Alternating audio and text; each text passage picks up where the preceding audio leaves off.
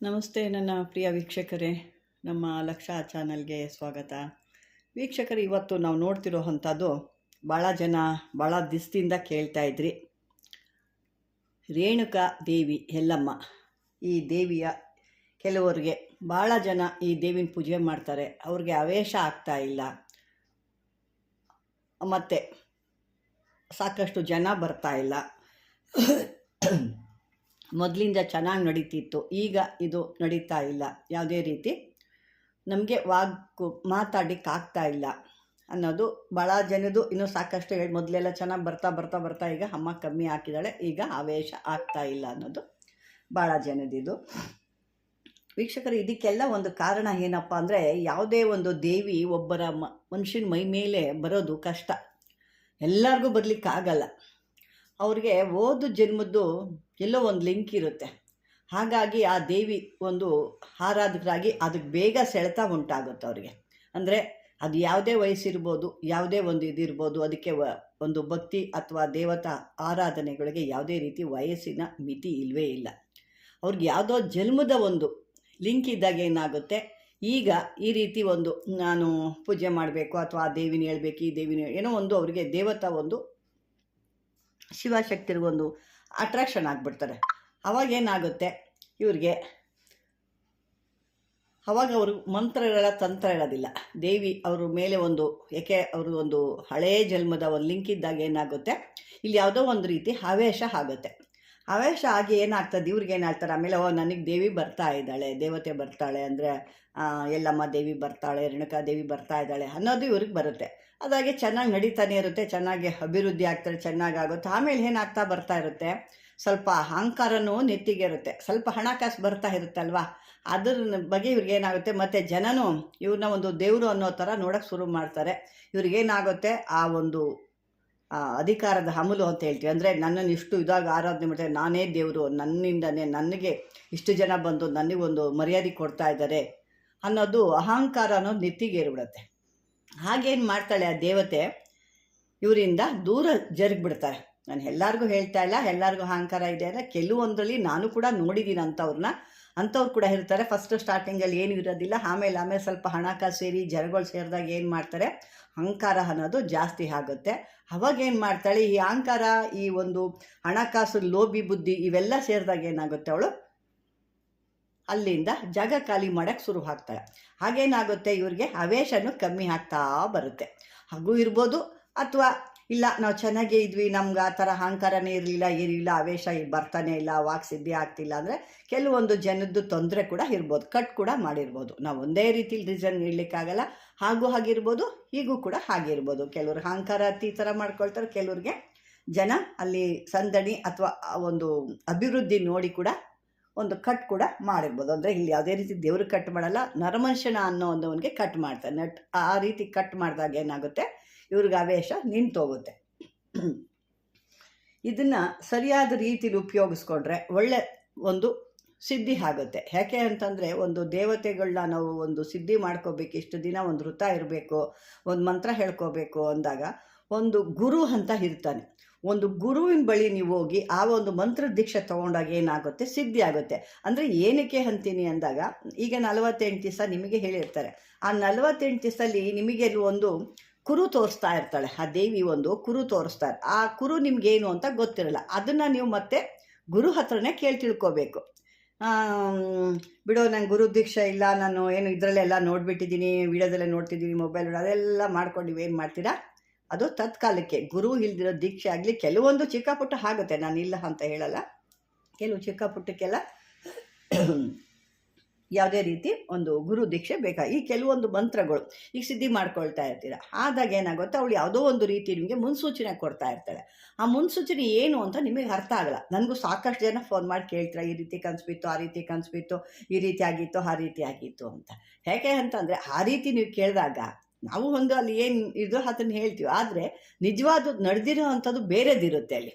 ಯಾಕೆಂದರೆ ನಿಮಗೆ ದೀಕ್ಷೆ ಕೊಟ್ಟಂಥ ಆ ಗುರು ಮಾತ್ರನೇ ಅದು ಗೊತ್ತಿರುತ್ತೆ, ಎಲ್ಲರೂ ಹೇಳಲಿಕ್ಕಾಗಲ್ಲ ಅದನ್ನು.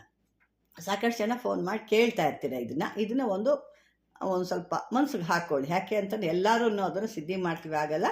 ಬನ್ನಿ, ಹೀಗಿದ್ರೆ ಏನಾಗುತ್ತೆ, ಈ ರೀತಿ ಆದಾಗ ನೀವು ನಿಮಗೆ ಜನದ್ದು ಕಟ್ಟಾಗಿದೆ, ಇಲ್ಲ ನಾವು ಅಹಂಕಾರ ಏನು ಕಲ್ತಿಲ್ಲ, ನಮಗೆ ಯಾವುದು ಆ ಥರ ಇಲ್ಲ, ಒಳ್ಳೆ ರೀತಿಲಿ ನಡ್ಕೊಳ್ಳೋ, ಒಳ್ಳೆ ಜನಕ್ಕೆ ಸಹಾಯ ಮಾಡ್ತಾ ಇದ್ದೀವಿ, ಸದ್ಬುದ್ಧಿ ಇದೆ ಅನ್ನೋರೇನ ಇದ್ದು ಜನಗಳಿಂದ ತೊಂದರೆ ಆಗಿದೆ ಅನ್ನೋದಿದ್ರೆ ಕೆಲವೊಂದು ಮಂತ್ರಗಳು ಬರುತ್ತೆ. ಆ ಮಂತ್ರನ ನೀವು ಗುರುದೀಕ್ಷೆ ತಗೊಂಡು ಅದನ್ನು ಹೇಳ್ಕೊಳ್ತಾ ಇದ್ದರೆ ನಿಮಗೆ ಮತ್ತೆ ಆ ದೇವಿ ಮತ್ತೆ ನಿಮಗೆ ದೇಹದಲ್ಲಿ ಆವೇಶ ಹಾಕ್ತಾಳೆ. ಇದು ಯಾಕೆ ಅಂದರೆ ಸಾಕಷ್ಟು ಜನ ನನಗೆ ಅಮ್ಮ ಎಲ್ಲಮ್ಮ ದೇವಿದು ಈ ರೀತಿ ಬೇಕು, ಆ ರೀತಿ ಬೇಕು, ಮೊದಲು ಚೆನ್ನಾಗಿ ಬರ್ತಾಯಿದ್ಲು, ಈಗ ಯಾವುದೂ ಇಲ್ಲವೇ ಇಲ್ಲ, ಏನೂ ಬರ್ತಾ ಇಲ್ಲ ಅಂತೆಲ್ಲ ಸಾಕಷ್ಟು ನನಗೆ ಕಂಪ್ಲೇಂಟ್ ಕೇಳ್ತಿದ್ರು. ನಾನು ಅದನ್ನು ಯಾಕೆಂದರೆ ಕೆಲವೊಂದು ಸಮಸ್ಯೆಗಳು ಇದ್ದಾಗ ಕೆಲವರು ನಿಜ ಹೇಳಿದಾಗ ಬೇಜಾರು ಕೂಡ ಆಗುತ್ತೆ. ಯಾಕೆಂದರೆ ನಾನು ನಿಜ ಹೇಳಿಲ್ಲ ಅಂದರೆ ಅವ್ರಿಗೆ ಅರ್ಥ ಆಗಲ್ಲ, ಹೇಳಲೇಬೇಕಾಗುತ್ತೆ. ಈ ರೀತಿ ದಾರಿಲಿ ಹೋಗಿ ಅಂದರೆ ಗುರು ಅಂದಮೇಲೆ ಈ ರೀತಿ ಆ ರೀತಿ ಅಂತ ಹೇಳೋ ಸಹಜನೇ. ಅದು ಹೇಳಲಿಲ್ಲ ಅಂತಂದರೆ ಯಾವುದೇ ರೀತಿಯಲ್ಲಿ ಪ್ರಯೋಜನಕ್ಕೆ ಬರಲ್ಲ. ನೀವು ಹೋಗಿದ್ದೇ ದಾರಿ, ನೀವು ನಡೆದಿದ್ದೇ ದಾರಿ, ನೀವು ಯಾವುದಾದ್ರೂ ಮಾಡ್ಕೊಳ್ಳಿ, ಹೆಂಗಾರ ಹೋಗಿ ಏನೋ ತಪ್ಪಾಗುತ್ತೆ. ಇರೋ ವಿಷಯ ಹೇಳ್ತೀವಿ, ಅದನ್ನು ನೀವು ತಗೊಳ್ಳೋದು ಬಿಡೋದು ನಿಮಗೆ ಸೇರಿದ್ದು. ಈಗ ಇದನ್ನು 48 ದಿವಸ ನೀವು ಸರಿಯಾದ ರೀತಿ ಒಂದು ವೃತ ಥರ ಮಾಡಬೇಕು. ಒಂದು ವೃತ ಥರ ಬೆಳಿಗ್ಗೆ ಸಂಜೆ 2 ಸಮಯದಲ್ಲೂ ಆ ದೇವಿದು ಒಂದು ಮಂತ್ರ ಹೇಳ್ಕೊಂಡು, ಮತ್ತು ಅದಕ್ಕೆ ನೀವು ಊಟ ಕೂಡ ಹೊಟ್ಟೆ ತುಂಬ ತಿನ್ನಬಾರ್ದು, ಒಂದು ಹಿತಮಿತವಾಗಿ ಒಂದು ಊಟ ಮಾಡಬೇಕಾಗುತ್ತೆ. ಮತ್ತು ಅದೇ ರೀತಿ ನೀವು ಒಂದು ಏನು ಹಾಸಿಗೆ ಮೇಲೆ ಎಲ್ಲ ಮಲಗ್ತಾರಲ್ಲ ಅದು ಎಲ್ಲ ಮಾಡೋಗಿಲ್ಲ, ನೆಲದ ಮೇಲೆ ಮಲಗಬೇಕಾಗುತ್ತೆ. ನಾವು ದೇಹಕ್ಕೆ ಒಂದು ದಂಡನೆ ಕೊಟ್ಟಾಗ ದೇವತೆಗಳು ಕೂಡ ನಮಗೆ ಒಂದು ದೇಹದಲ್ಲಿ ಒಂದು ನಮಗೆ ಶಕ್ತಿಯನ್ನು ಕೊಡ್ತಾರೆ. ಅದು ಬಿಟ್ಟು ನಾವೇನು ಮಾಡ್ತೀವಿ, 3 ಹೊತ್ತು ಗಡತ್ತಾಗಿ ತಿಂತೀವಿ, ಚೆನ್ನಾಗಿ ನಿದ್ದೆ ಮಾಡ್ತೀವಿ, ಮಂತ್ರಗಳ್ದಂಗೆ ಉಳ್ಕೊಳ್ತೇವೆ. ನಮ್ಗೆ ಬೇಕಾ ಟೈಮಲ್ಲಿ ಒಂದು ಅಮಾವಾಸ್ಯೆಲ್ಲೋ ಗ್ರಹಣದಲ್ಲೋ ಒಂದು ಇಷ್ಟು ಹೇಳ್ಕೊಂಬಿಡ್ತೀವಿ. ಇದು ಈ ರೀತಿ ಅಲ್ಲ.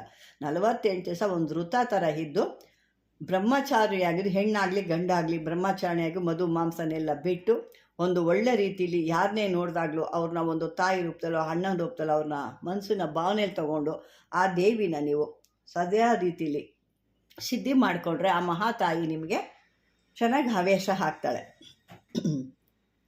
ಯಾಕೆ ಅಂದರೆ ಸಾಕಷ್ಟು ಜನಗಳು ಏನು ಮಾಡ್ತಾರೆ, ಈ ರೀತಿ ನಡೀತಾ ಇದೆ, ಇದಕ್ಕಿದ್ದಂಗೆ ದೇವಿ ಡಲ್ಲಾಗೋಗ್ಬಿಟ್ಲು, ಬರ್ತಾ ಇಲ್ಲ, ಮೊದಲು ಅಷ್ಟು ಚೆನ್ನಾಗಿ ಬರ್ತಾ ಇದ್ಲು. ಇವೆಲ್ಲ ಏನಪ್ಪ ಅಂದರೆ ಇದ್ರದ್ದು ಒಂದು ಇರುತ್ತೆ, ಇಲ್ಲ ಜನದ್ದು ತೊಂದರೆ ಇರುತ್ತೆ, ಅಥವಾ ನಮ್ಮಲ್ಲಿರೋ ಅಹಂಕಾರಕ್ಕೆ ಆ ದೇವಿ ನಮ್ಮನ್ನು ಬಿಟ್ಟು ಹೋಗ್ತಿರ್ತಾಳೆ. ಅಂಥದ್ದಾಗಿ ಮತ್ತೆ ಒಂದು ಈ ರೀತಿ ವೃತ ಮಾಡಿ ಅವಳನ್ನ ಒಂದು ನಮ್ಮ ಮಾಡ್ತಾರೋ ಕಷ್ಟನ ನೋಡಿ ಅವಳು ಮತ್ತೆ ಕರುಣೆಯಿಂದ ವಾಪಸ್ ಬರಬೇಕು. ನಾವು ಇವಾಗ ಒಬ್ಬರ ಹತ್ರ ಹೋಗಿ ಕಷ್ಟ ಹೇಳ್ಕೊಳ್ತೀವಿ ಅಂದರೆ ನಮ್ಮ ಕಷ್ಟ ಹೇಳ್ಕೊಂಡ್ರೆ ಅಲ್ವಾ ಅವರು ನಮ್ಗೆ ಸಹಾಯ ಅಂತ ಮಾಡ್ತಾರೆ. ನಾವು ಕಷ್ಟನೇ ಹೇಳ್ದೆ ದಿಮಾಕಿಂದ ಅಹಂಕಾರದಿಂದ ಹೋದಾಗ ಯಾರು ನಮಗೆ ಸಹಾಯ ಮಾಡಲ್ಲ. ಅದೇ ರೀತಿ ಈ ದೇವಿ ಕೂಡ ಈ ತಾಯಿ ರೂಪದಲ್ಲಿ ಇವಳು ಆ ಮಕ್ಕಳು ಏನು ದೇಹ ದಂಡನೆ ಮಾಡ್ತಿದ್ದಾರೆ, ಅವಳಿಗಾಗಿ ಎಷ್ಟು ಕಷ್ಟಪಡ್ತಿದ್ದಾರೆ ಅನ್ನೋದು ಅವಳಿಗೆ ಅರಿವಾಗುತ್ತೆ. ನಾವು ಕಷ್ಟಪಟ್ಟ ನೋಡಿದಾಗ ಅವಳು ಮತ್ತೆ ವಾಪಸ್ ಬಂದು ನಿಮ್ಮ ಒಂದು ಮುಂದಿನ ಒಂದು ವಿಚಾರಗಳು ಕೂಡ ಹೇಳ್ಬೋದು, ಅಥವಾ ಈ ರೀತಿ ನಡಿ ಅಂತ ಕೂಡ ವಾಕ್ಸಿದ್ಧಿ ಕೂಡ ಆಗುತ್ತೆ. ಇದಕ್ಕೊಂದು ಮಂತ್ರ ಇದೆ, ನಾನು ಈಗ ಮೊದಲೇ ಹೇಳಿದ್ದೀನಿ. ಈ ಮಂತ್ರಗಳು ಮಾಮೂಲಿಯಾಗಿ ಹೇಳ್ಕೊಂಡ್ರೆ ನಿಮಗೆ ಸಿದ್ಧಿ ಆಗಲ್ಲ. ಯಾರಾದರೂ ಈ ಮಂತ್ರ ನೀವು ದೀಕ್ಷೆ ತೊಗೊಂಡು ಆ ಗುರು, ಯಾಕೆಂದರೆ ಮುಂದೆ ನಡೆಯೋ ಅಂಥದ್ಮೇಲೆ ನೀವು ಅವ್ರ ಹತ್ರ ಕೇಳ್ತಿರ್ಬೇಕು, ಈ ರೀತಿ ಬಿತ್ತು, ಈ ರೀತಿ ಆಯಿತು, ಈ ರೀತಿ ಆದಾಗ ಅವ್ರು ಅದಕ್ಕೆ ಈ ರೀತಿ ಬರ್ತಾ ಇದೆಯಾ, ಈ ರೀತಿ ಒಂದು ಸಜೆಷನ್ ಕೊಡ್ತಾಳೆ, ಅವಳು ಏನೋ ಒಂದು ಮುನ್ಸೂಚನೆ ನಿನಗೆ ಕೊಡ್ತಾಳೆ ಅಂತ ಅವರು ಅದನ್ನು ಬಿಡಿಸಿ ಹೇಳ್ತಾರೆ. ನೀವೇ ಹೆಂಗೆ ಮಾಡ್ತೀರಾ, ನಿಮ್ಮದಾಗೆ ನೀವು ದಾರಿಲಿ ಏನಕ್ಕೆ ಸುಮ್ಮನೆ ದುಡ್ಡು ಕೊಡೋದು, ಯಾವುದೋ ಫ್ರೀಯಾಗಿ ಬರ್ತಾ ಇದೆ ಅದಕ್ಕೆ ಯಾಕೆ ನಾನು ಹಂಗೆ ಸಿದ್ಧಿ ಮಾಡ್ಕೊಳ್ತೀನಿ ಅಂತ ಹೋಗ್ತೀರಾ, ಅದು ಸಿದ್ಧಿ ಆಗಿರಲ್ಲ. ಯಾಕೆ ಅಂತಂದರೆ ಪ್ರತಿಯೊಂದಕ್ಕೂ ಒಂದು ಬೆಲೆ ಅಂತ ಇರುತ್ತೆ. ಅದು ಏನೂ ಇಲ್ಲದೆ ನಾವು ಎಲ್ಲನೂ ನಾವು ಹಾಗೇ ತಗೊಳ್ತೀವಿ ಅಂದಾಗ ಅದಕ್ಕೆ ಯಾವುದೇ ರೀತಿ ಅಲ್ಲಿ ಸಿದ್ಧಿ ಅನ್ನೋದಿಲ್ಲ. ಸುಮ್ಮನೆ ಹೇಳ್ತಾನೆ ಇರ್ತೀರ. ವೀಕ್ಷಕರೇ, ಇದು ನನ್ನ ಧರ್ಮ, ಹೇಳೋ ಅಂಥ ಧರ್ಮ ನಾನು ಹೇಳ್ತಾ ಇದ್ದೀನಿ. ನಿಮಗೆ ಅದನ್ನು ಯಾವ ರೀತಿ ತೊಗೋಬೇಕು ಅಂತಿದ್ದೀರೋ ಆ ರೀತಿ ತೊಗೊಳ್ಳಿ. ಬನ್ನಿ, ಈಗ ನಾನು ಮಂತ್ರ ನನ್ನ ಏನಿದೆ ನಾನು ಕೊಡ್ತಾ ಇದ್ದೀನಿ, ಅದನ್ನು ಗುರುಮುಖೇನ ತೊಗೊಂಡು ನೀವು ಅದನ್ನು ಪಾಲಿಸ್ತೀರಾ, ಅಥವಾ ನಿಮಗೆ ನೀವೇ ಗುರು ಅಂತ ಹೇಳ್ಕೊಳ್ತೀರಾ, ಅದು ನಿಮ್ಮ ಹಣೆ ಬರ ಅಂತ ಹೇಳ್ತೀನಿ. ಬನ್ನಿ, ಈಗ ನಾನು ಮಂತ್ರ ಒಂದು ಸರಿ ಹೇಳ್ತೀನಿ.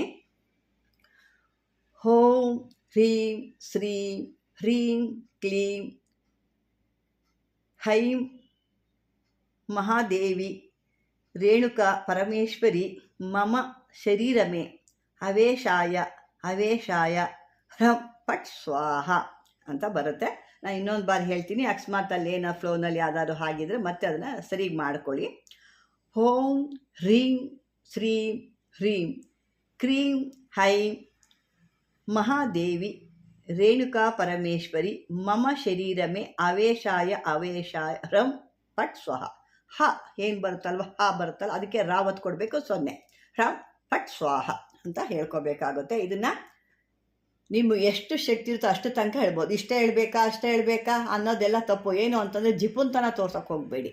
ಬೇರೆ ಎಲ್ಲಾದರೂ ಜಿಪುನ್ತನ ತೋರಿಸಿ ಈ ದೇವತೆಗಳಲ್ಲಿ ನೀವು ಮಂತ್ರ ಹೇಳಿದಾಗ ಇದು ಲಿಮಿಟು ಇಷ್ಟಿದೆಯಾ ಅಷ್ಟಿದೆಯಾ 108 1008 ಲಕ್ಷನ ಅಯ್ಯೋ ನಮ್ಮ ಕೈಲಿ ಹೇಳೋಕ್ಕಾಗಲ್ಲ ಅಂದರೆ ಬಿಟ್ಬಿಡಿ. ಅದನ್ನು ಆಗಲಿಲ್ಲ ಅಂದರೆ ಬಿಟ್ಬಿಡ್ಬೋದು. ಅದನ್ನು ಮತ್ತೆ ಹಿಂಸೆ ಮಾಡಿ ನೀವು ಅದನ್ನು ಹೇಳಿ ಅದನ್ನು ತೊಂದರೆ ಮಾಡ್ಕೊಳ್ಳೋದು ಬೇಡ. ಮತ್ತೀಗಾಗಲೇ ನಮಗೆ ಬರ್ತಾ ಇದೆ, ಮತ್ತೆ ಯಾಕೆ ನಾವು ಗುರುದೀಕ್ಷೆ ತೊಗೊಂಡು ಮಾತಾಡಬೇಕು, ಅದಕ್ಕೆ ಯಾಕೆ ದುಡ್ಡು ಕಟ್ಟಬೇಕು, ಇದೆಲ್ಲ ಅಂದರೆ ನಿಮ್ಮ ಹಣೆ ಬರಗಳು. ನನ್ನ ಏನು ಒಂದು ಈ ಧರ್ಮ ಇದೆ, ನಾನು ಅದನ್ನು ಕೊಡ್ತಾ ಇದ್ದೀನಿ. ನೀವು ಇದನ್ನು ಸರಿಯಾದ ರೀತಿಯಲ್ಲಿ ಸದ್ಬಳಕೆ ಮಾಡಿಕೊಂಡ್ರೆ ನಿಮಗೆ ಸರಿಯಾದ ರೀತಿ ಸಿದ್ಧಿ ಆಗುತ್ತೆ. ಮತ್ತು ಇದಕ್ಕೆಲ್ಲ ಆ ತಾಯಿಗೆ ನೀವು ಕೊಡಬೇಕಾಗಿರೋದಂತೆಲ್ಲ ಸಿಹಿ ಪದಾರ್ಥಗಳು ಇಡ್ಬೋದು, ಪುಳಿಯೋಗರೆ ಇಡ್ಬೋದು, ಈ ರೀತಿ ಎಲ್ಲ ಕೊಡ್ಬೋದು. ಪುಳಿಯೋಗರೆ, ಮೊಸರನ್ನ, ಈ ರೀತಿ ಎಲ್ಲ ರೀತಿ ಸಿಹಿ. ಅದು ಮತ್ತು ನೀವು ತಿನ್ನೋದು ಕೂಡ ಹಿತಮಿತವಾಗಿ ತಿನ್ನಬೇಕು. ನೀವು ಕೂಡ ಮಧು ಮಾಂಸ ಯಾವುದೇ ಇದು ತಿನ್ನಬಾರ್ದು. ಅದನ್ನೆಲ್ಲ ಬ್ರಹ್ಮಚಾರಿಯಿಂದ ದೂರ ಇರಬೇಕಾಗುತ್ತೆ, ಬ್ರಹ್ಮಚಾರಿಯಾಗಿರಬೇಕಾಗುತ್ತೆ. ಇದನ್ನೆಲ್ಲ ತಿಳ್ಕೊಂಡು ಇದನ್ನು ಸಿದ್ಧಿ ಮಾಡಿಕೊಂಡು ಈ ಸಾಕಷ್ಟು ಒಂದು ಜನದ್ದು ಈ ಯಲ್ಲಮ್ಮ ದೇವಿದು ಕೇಳ್ತಿದ್ದವ್ರಿಗೆಲ್ಲ ಇವತ್ತು ಉತ್ತರ ಸಿಕ್ಕಿದೆ ಅಂತ ಅಂದ್ಕೊಂಡಿದ್ದೀನಿ. ಈ ಉತ್ತರ ಸಿಕ್ಕಿದೆ ಖಂಡಿತ ಕಾಮೆಂಟ್ ಮಾಡಿ. ಈ ಒಂದು ವಿಡಿಯೋ ನಿಮ್ಗೆ ಇಷ್ಟವಾದರೆ ಲೈಕ್ ಮಾಡಿ, ಶೇರ್ ಮಾಡಿ, ಆದಷ್ಟು ಕಾಮೆಂಟ್ ಮಾಡಿ ಅಂತ ಹೇಳ್ತಾ ವೀಕ್ಷಕರೇ, ಇದುವರೆಗೂ ನನ್ನ ಒಂದು ವಿಡಿಯೋನ ವೀಕ್ಷಣೆ ಮಾಡಿದ್ದಕ್ಕೆ ಧನ್ಯವಾದಗಳು.